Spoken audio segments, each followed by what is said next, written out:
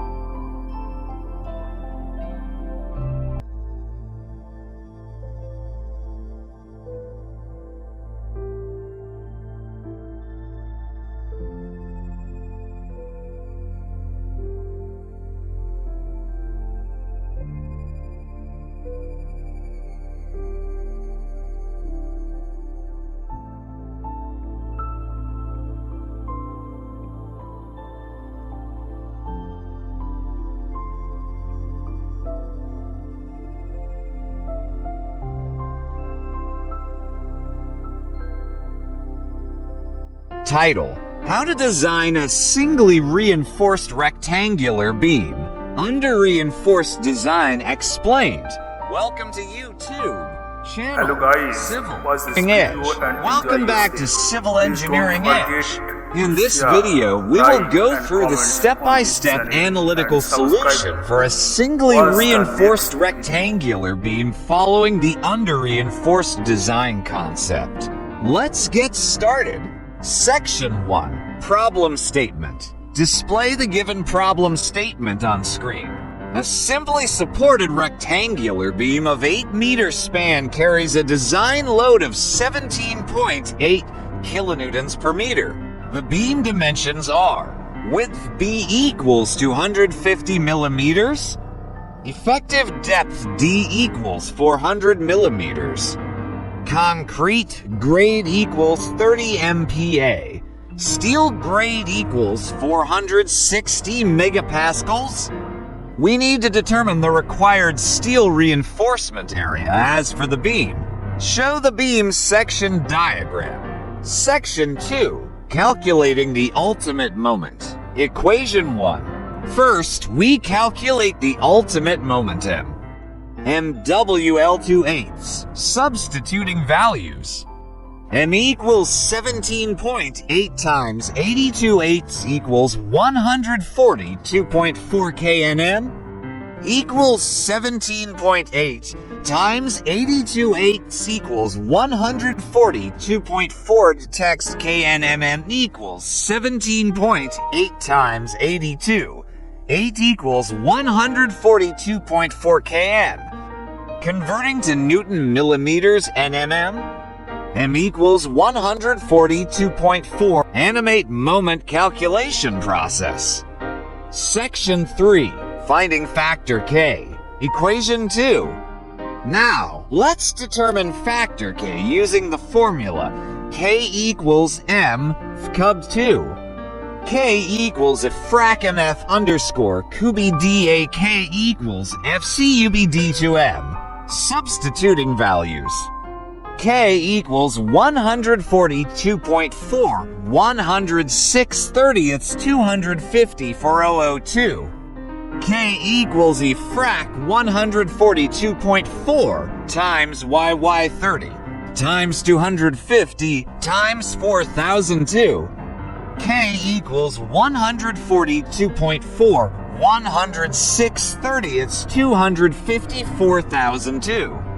K equals 0.119. K equals 0.119.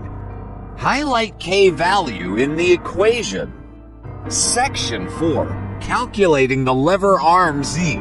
Equation 3. Next, we calculate the lever arm z.